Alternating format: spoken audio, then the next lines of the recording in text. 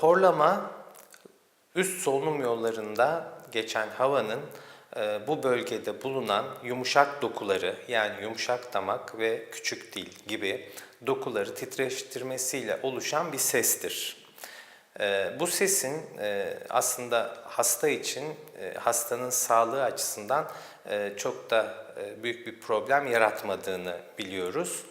Ancak yanında yatan kişiyi veya komşularını horlamanın derecesine göre etkilediğini, uykusuz bıraktığını biliyoruz. Ancak hastanın sağlığı açısından çok büyük bir problem yaratmamaktadır bu ses.